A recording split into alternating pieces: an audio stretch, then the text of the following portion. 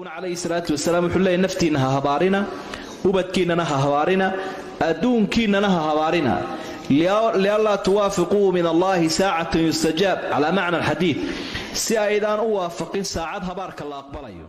maamadan ama hooyadan waxay habaartay ama ay inkaartay 3 caruur oo dhashay sababtana lama sheegin.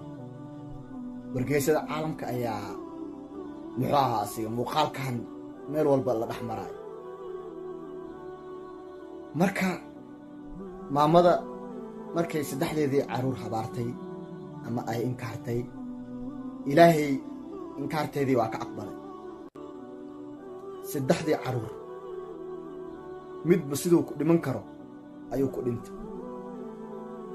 mid haddii gaari uu dili karo, mid haddii guri uu la soo dumi karo, mid hadduu sar ka soo dhici karo, mid asoo jiif hadduu dhiman karo. 3dii habaarkay habaarantay ilaahay wuu ka aqbalay.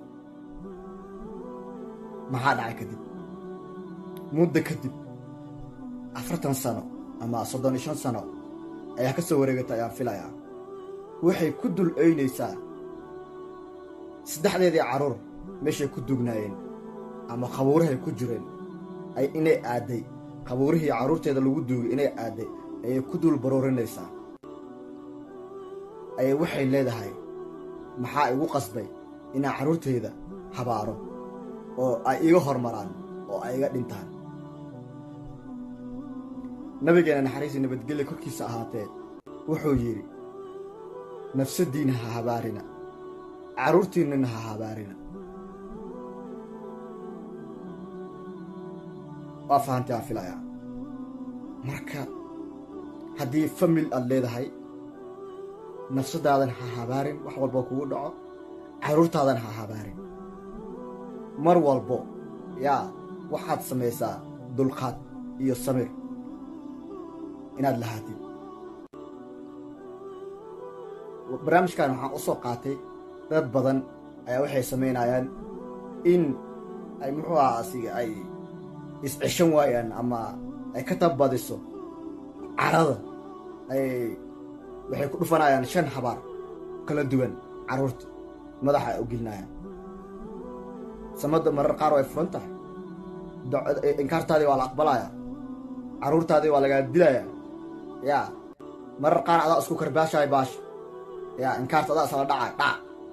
hawadu way furan tahay, adaa ku dhacay shabaqa. muddo ka bacdi waxaa arkaysaa adigoo muxuu asigay sariirta saaran. marka nafsadaadan ha habaarin, caruurtaadan ha habaarin.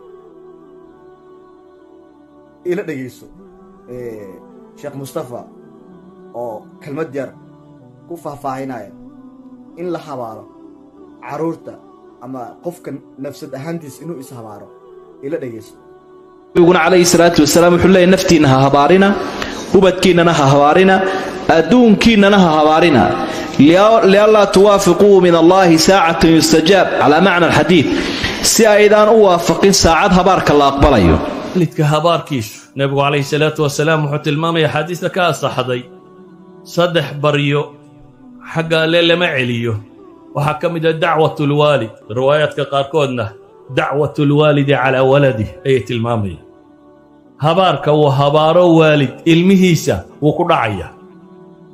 siiba hooyooyinka waxaan leeyahay afkiinnu yuu habaarka baranin. inkaari kugu dhacday iyo habaar baad qabtaad iyo waxa kan habaar buu qabi uun. in badanoo Soomaali aan u taagla'ana islaamaha ku yidhi habaar baad qabtaa. habaarkii loogu duceeyay